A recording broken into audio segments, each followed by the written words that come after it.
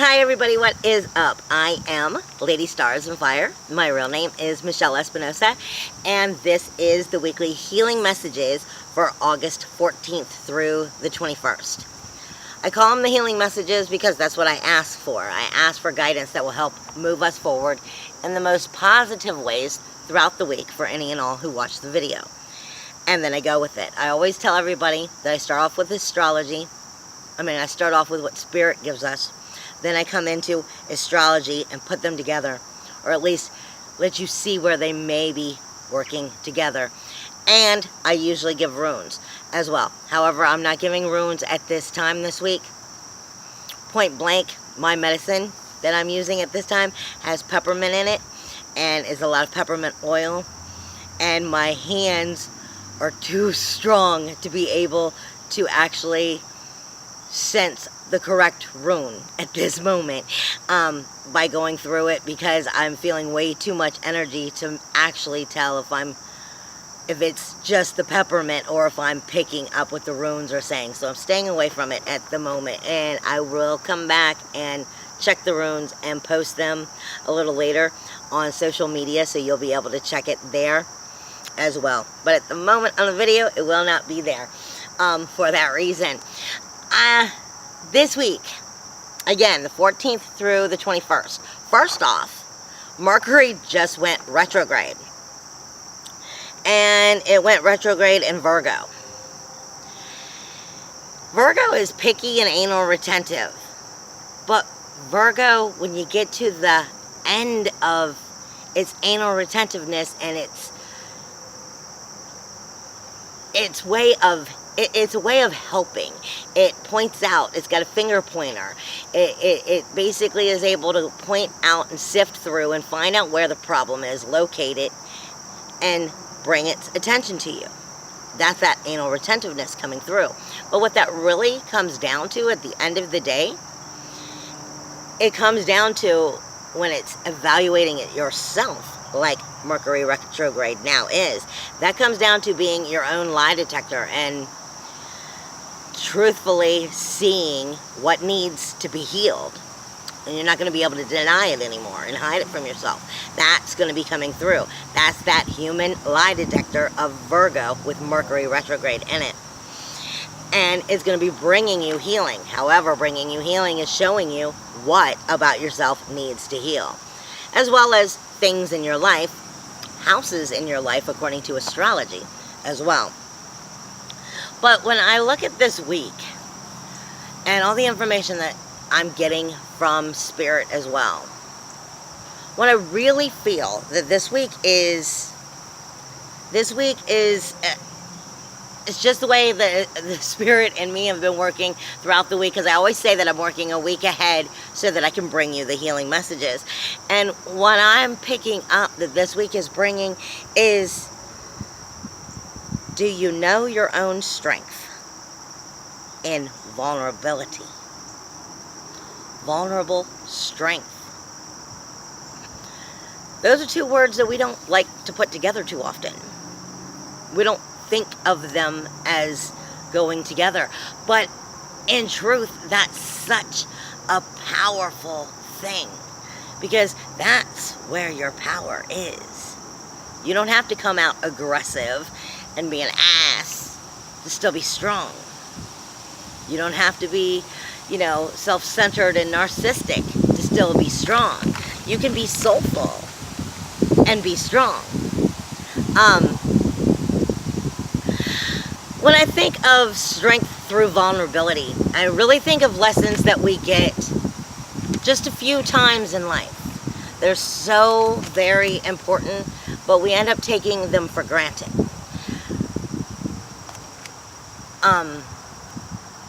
Kind of like the ones that you deal with when you start to face your own mortality, or family has passed away, and you truly are starting to see the bigger picture. I feel like that kind, not of facing mortality necessarily, or having family who have died, but I feel that the lesson that we learn and how sacred life is and how important life is and how significant life is, and you are the true soul within. These are those times when we start to see it. That's when we actually start to truly find out how strong we are through our own vulnerability of being honest with ourselves. It's kind of like walking the line so our soul can shine. This is what I feel like I'm getting from them. Okay, now I'm going to back up just a minute. Last week I was reminded of what I was reminded in the beginning of the year. And I was reminded in the beginning of the year that we were given the pi symbol.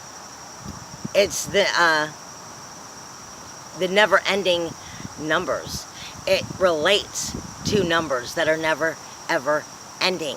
It relates to the never-ending possibilities and never-ending cycles within those possibilities, as well as numbers brings us closer to the angelic realm, because I'm really getting angels and dragons a lot this week, but I'm going to try to bring it to you the best I can so that that makes sense, because I'm reminding you that in the beginning of the year I was told this is a year with so much pie in it, so much possibilities that are able to be brought forward if you only believe. If you only believe that you can shine and create your life the way you want it to be. However, can you shine and believe in that? And that will decide where those numbers are going, how the angels are having to help work with you, as well as, you know, your own manifestation. Pi is never ending. So therefore, the possibilities are never ending. Again, it's dealing with numbers.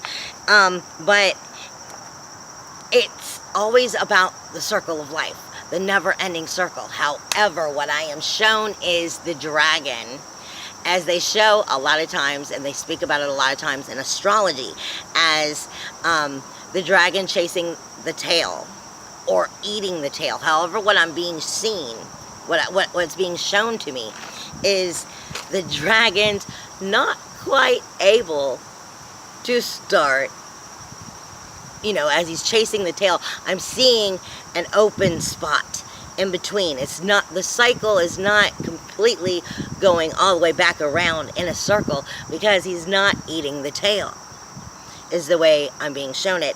And in astrology, that usually speaks to us of dealing with the North and South Node. And the North and South Node speaks to us of our destiny, of everything that we are here to learn, to accomplish, to create within our life as the node moves. And the South Node is not the exact opposite, but the South Node is considered our past lives, what we already have learned, and what we may also be learning that we need to let go of some from that past life because we no longer need it. So it's the cycle about to restart, a reset, basically, about to start the new beginnings, about to begin, but it's not quite there. It's like the dragon's chasing the tail, but can't quite yet get to it, is what I'm being shown. And the dragon's trying to push us in that right direction. But also, what Spirit is giving me is the Native American medicine wheel. And then they also point me back to astrology. And they're telling me to take your astrology and your houses, if you know your own astrology. Because when I do astrology, I only do universally, starting at Aries at the first house, and tell us universally what is going on with everyone in the videos. If I was doing your own personal astrology, then yes, I would be starting it at your first house. However, in the videos, because I am doing it for everyone, I start with the universal Aries. Now, I am being told, take that astrology of how I do that with everyone and combine it with the medicine wheel, the Native American medicine wheel. Now, I posted information a day or two ago about the Native American medicine wheel on social media. So you can go back and look that up if you do not know about it. Because they're telling me to mix them.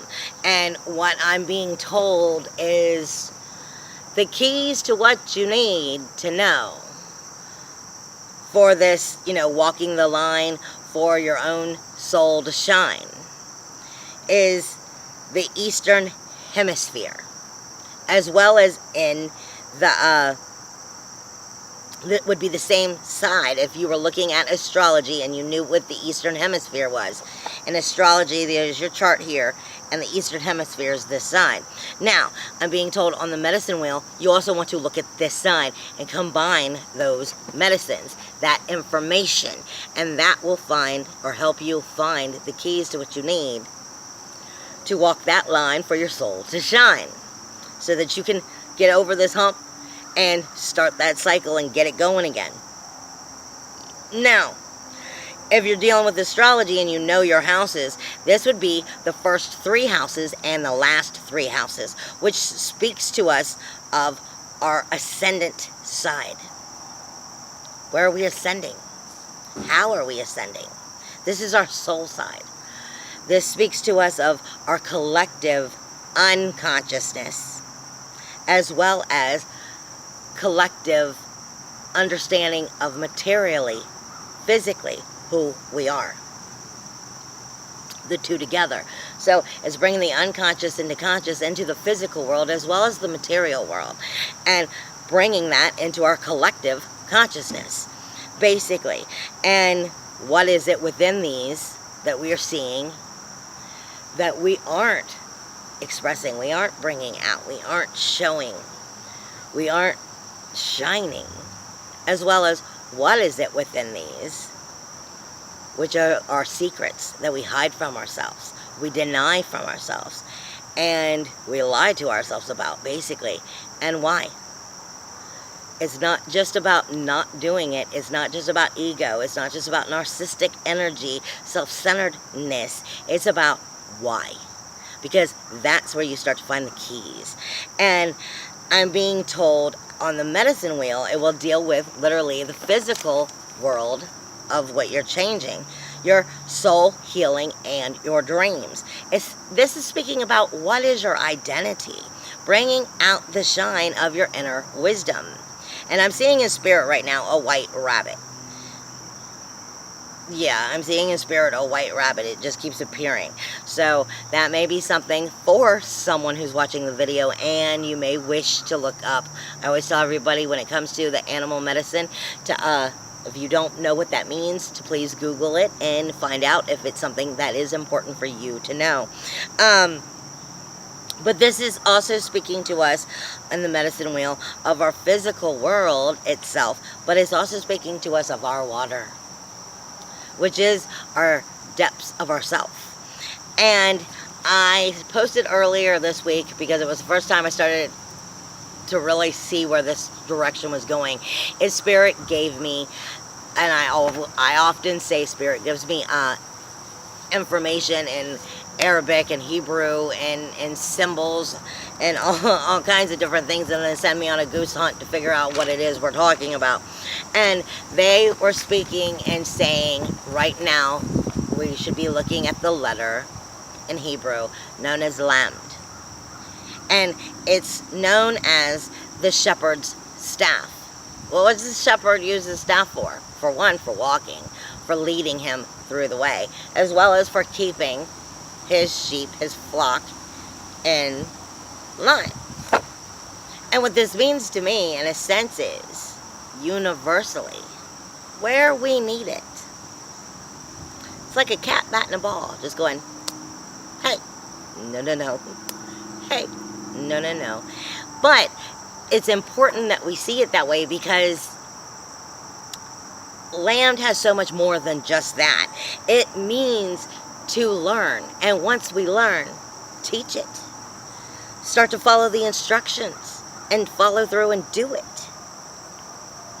But more importantly, Lamb speaks to us of leading through the heart, soulfully allowing the heart to teach us what's right from what's wrong, by allowing that heart to ascend into our mind's consciousness and tell our mind where our mind is wrong so that we can follow our heart. And once we've started to ascend that way and allow the heart to lead, follow the directions and the instructions that you notice that you are being given.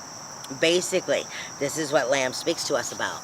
I am also given, for the week in general, I'm given a caterpillar for our animal medicine, totem, however it is that it works for you. I'm given the caterpillar. And caterpillar really is powerful medicine, and it speaks to us of the dragon chasing his tail. Because the caterpillar becomes the butterfly. The caterpillar thinks that the world's coming to an end. I mean, at least that's the way we view it, when it goes into its cocoon. But then it becomes a butterfly. It starts a whole new life. We don't really know what's going through a caterpillar's mind. We don't know, but we know that they do this.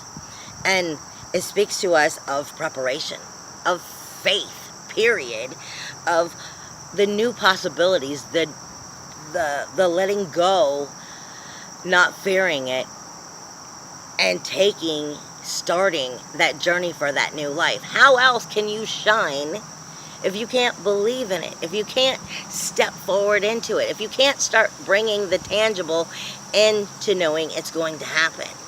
But you gotta let go in order to do so. You've got to be like the caterpillar, willing to cocoon, so that the new can start. But it also speaks to us of, making the proper preparations for it to happen. Don't just hope that you'll wake up and everything is a beautiful, gold, wonderful, brand new life. That doesn't work that way. But I'm also given the squirrel, and I'm given the squirrel in two separate ways, which both speak to us of the squirrel. Because I am given the squirrel in, man, lighten up and enjoy life. But at the same time, yes, enjoy life. Be a little crazy. Go out there and have fun. I mean, have you seen some of the things squirrels do? Squirrels act a little nuts sometime. I mean, that's just who they are. They're allowed to enjoy life and play, but they're allowed to because they also plan ahead. That is setting those preparations. So it's being responsible enough to know what has to be done. But at that point, lighten the hell up. Enjoy life. If you stress over it all, you're not going to get to where you've been able to find your soul to shine, is what we're being reminded of. And I am still seeing a lot of shadow in the sides. And I don't mean like, people speak of shadow like out of the corner of their eye. I don't mean like shadow out of the corner of the eye. I'm seeing like shadow animals and things, actual things of shadow in general, meaning there are aspects of ourselves that are lifting up and coming out, and you are going to be noticing it because of the way it's being shown to me. It's not one specific. I'm seeing many different things, and I'm being told, basically, follow your heart, listen to your soul, and go with what you know soulfully is right. Even though these darker shadow aspects are still going to be coming up, which makes sense because Uranus just went retrograde.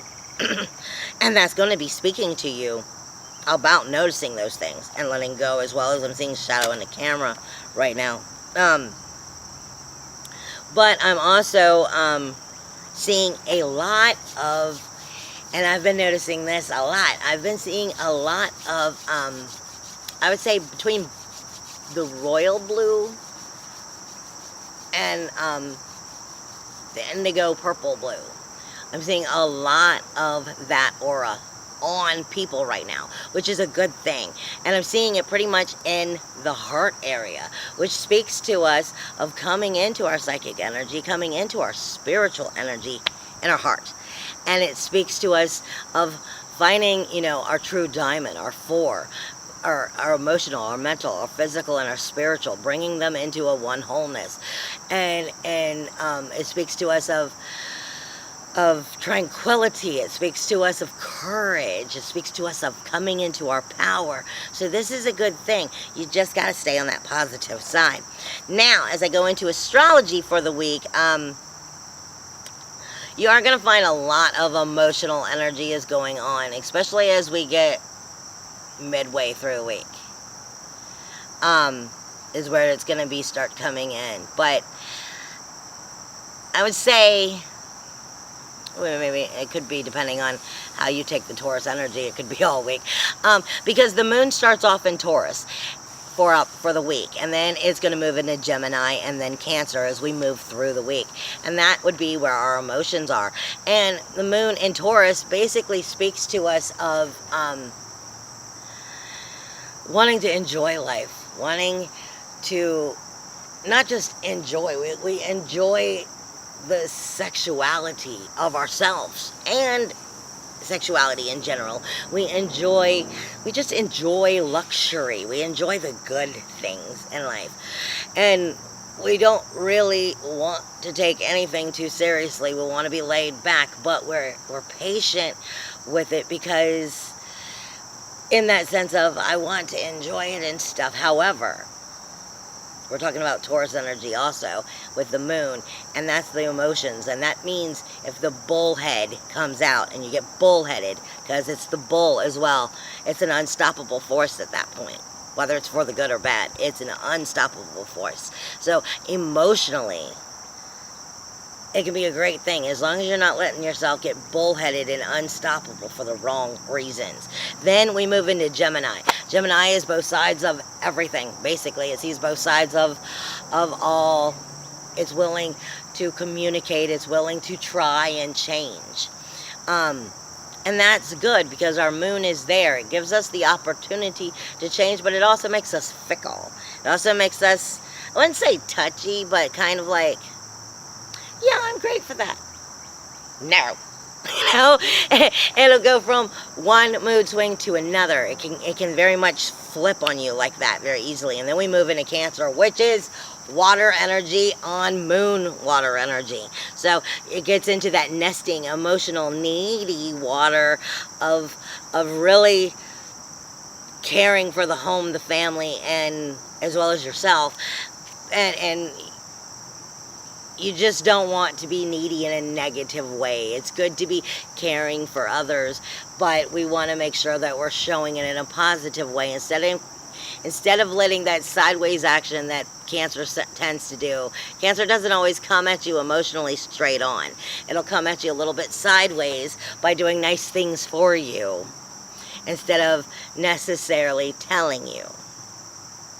And then it gets a little nesty and wants to hold on a little too tight. And that's a good thing as long as everybody's on board with it being a good thing. Don't lose yourself in that Cancer energy of giving yourself away, is what I'm saying.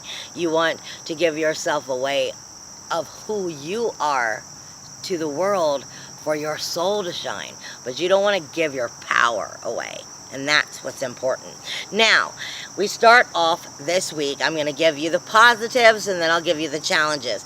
The very first positive is on Monday, tomorrow, because I'm making it today on Sunday. Monday, there is a trine. There is a trine going to be going on the 14th with the moon in Pallas in Taurus. Okay, like I just said, Pallas speaks to us of the goddess Athena. She is strategy. She's also the goddess of war. So she's the wisdom.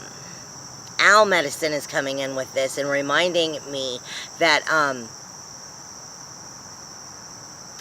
wisdom also comes from knowledge you've learned from the past, and this will be shown to you through what's going on with that Uranus energy. Even though it's not necessarily in this trine, it will still be shown to you through it and Chiron and Ceres.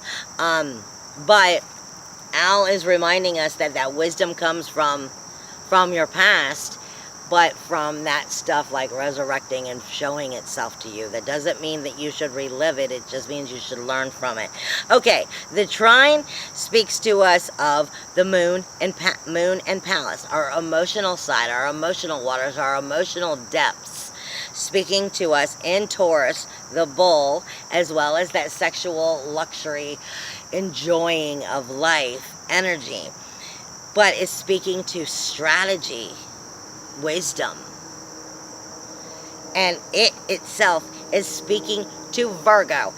It is speaking to Vista, your soul fire, your home's fire, the fire from within yourself, who and what it is, the soul fire of what you are, as well as your own personal Mercury retrograde right now, which is all going to be about healing. Healing between your work areas, your health areas, and your self-improvement. And it is speaking to Pluto. But that's in Capricorn, which is speaking to us of that very foundation, as well as our public foundation, our public and our professional and our community, the foundation within that. This is speaking about healing who we are in ourselves, so outwardly we have the wisdom to create ourselves properly. But this is bringing a very positive energy in for Monday. So you might feel very strong and in your power within this. But you might be noticing changes coming about on the Monday, because Pluto typically always is dealing with change. Death, decay, and destruction for renewal, rebirth, and regeneration, which means change. Now the rest of the positives for the week is we've got fire on fire on fire. We've got the node, the north node, Mars, and the sun. The north node, Mars, and the sun are all in Leo. This is your fifth house. Universally, this is our fifth house. This is our creativity. It also has our sexuality in it. It has our creativity in it, as well as our service, our community of how we deal with service outwardly. How we create ourselves servicely, outwardly.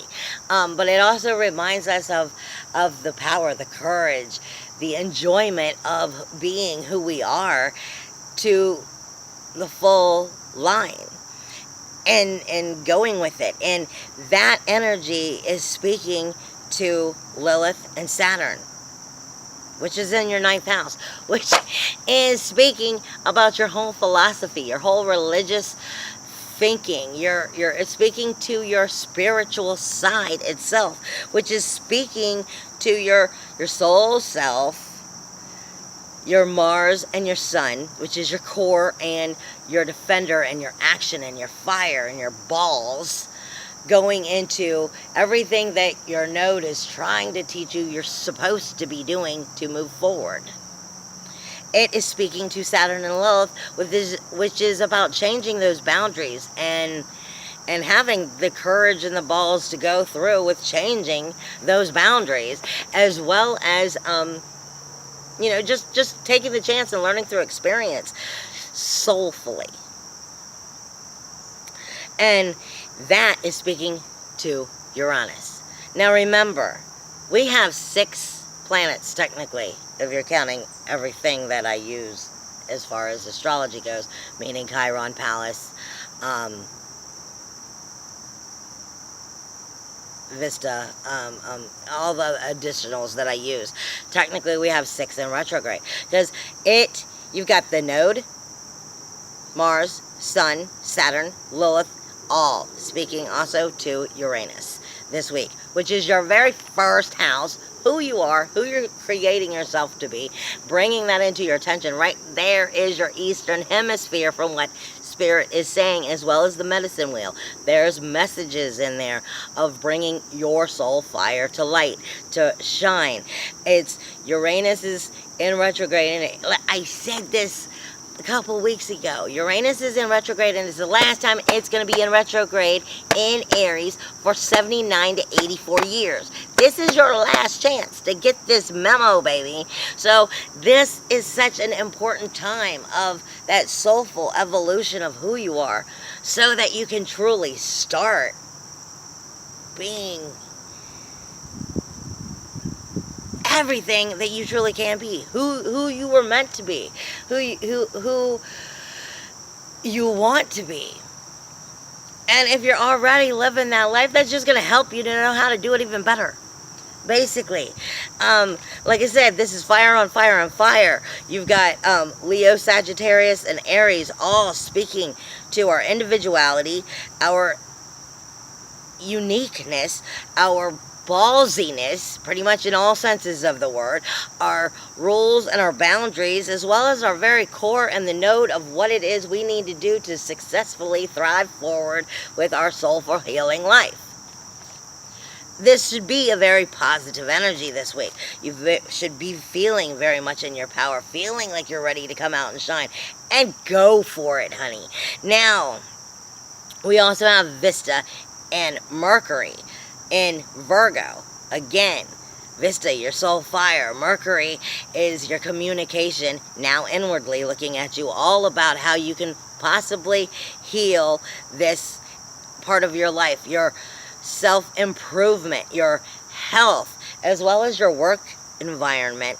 It's speaking to Pluto and Capricorn, which is all about those changes that are needed to create within the community and find the proper foundation.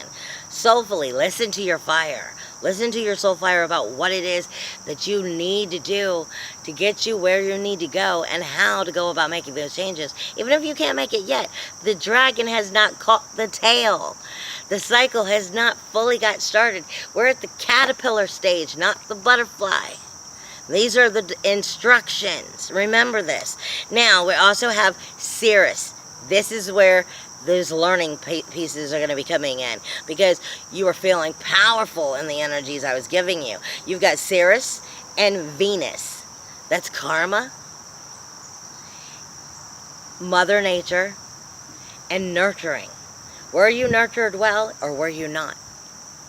It's going to be speaking to you of this, teaching you from where maybe it wasn't working out for you, or helping you to evolve and be that person who is also a nurturer. Speaking to Venus about your senses, what it is you enjoy, you like, and how to go about getting it, and how to remind you how to not get what you don't want. In Cancer, which is your emotional water, speaking to your very home, your universal fourth house, speaking to the family, your family, plus the home that lives in you. And it's speaking to Neptune in the first part of the week, which is in retrograde, about how to create ourselves properly and take that magic and believe in it. And then it's going to be speaking to Chiron in the second part, which is, Chiron is in retrograde, so is Neptune. They're speaking to us inwardly of finding those keys of healing and bringing it into light. But Sirius and Venus are going to be teaching lessons this week.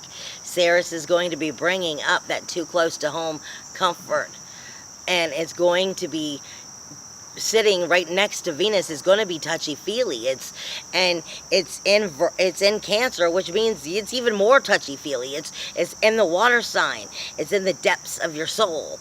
It's speaking to us of what it is karmically needs to change, and the senses are going to make you notice it, because as we come into the challenges, we've got Sirius, Venus, and Cancer again speaking to Aries, which is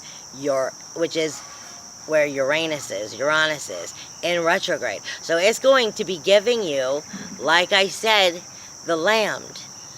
It's going to be giving you the Hebrew of like where I said it's kind of like the cat going, no, playing with the ball, just batting it, but not really harming it. Just, no. Bringing that to your attention enough for you to learn. But are you using your heart and bringing it into your consciousness so that you can learn the lesson and move it forward. This is what all of that's going to be about, because this is speaking to your first house, who you are and how the world sees you and how you want to be seen, the very core of who you are. Your senses are going to be touching base on this, as well as Sirius on what needs to be nurtured properly, as well as karmically. Now, you also have Vista in Mercury, which is in healing communication with us of our soul fire, speaking to Neptune as well, which is also in retrograde. So in here, it's going to be talking to the nostalgia of what you don't want to let go of, what you're trying to hold on to, but ain't going to happen. Sorry, babe. In that case, that's where Vista, your soul fire, is trying to actually fight you into having that fear of not moving forward. That might very well have been why I keep seeing this white rabbit. It's about getting over that fear. It's about being able to, get over the fear and be able to become abundant in who you are.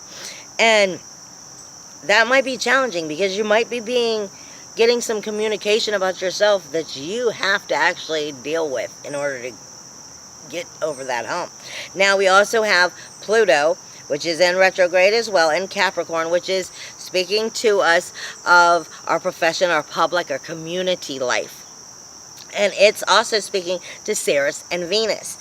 Again, your karma, your nurturing need of what is needed with your very senses, and karmically, where are you going with it? What's that ripple that I've been talking about sending out, basically? And this is speaking to Jupiter, so it's magnifying it. These are the challenges. It's going to be touching some of these uncomfortable places. And then to top it off, you've got Lilith and Saturn in Sagittarius in your own spiritual house. Who you are spiritually, questioning who you are spiritually, lifting yourself up into who you are spiritually. Being able to have the balls to be who you truly are spiritually is speaking to Chiron. And Chiron is the wounded healer. He has the keys to heal you. If you're willing to be deep enough. If you're willing to be deep enough so that you can get those keys and heal. I love you. This is going to be a good Mercury retrograde as long as you're not playing denial with yourself. Otherwise, you're going to find the dragon's not going to get to that tail very quick. You want to work positively in a forward way. Healing's not always easy, baby. I love you. And you can do it. You can have all the shine you've ever wanted to if you just believe you can. And then you lift it up out of you. See you later. Bye.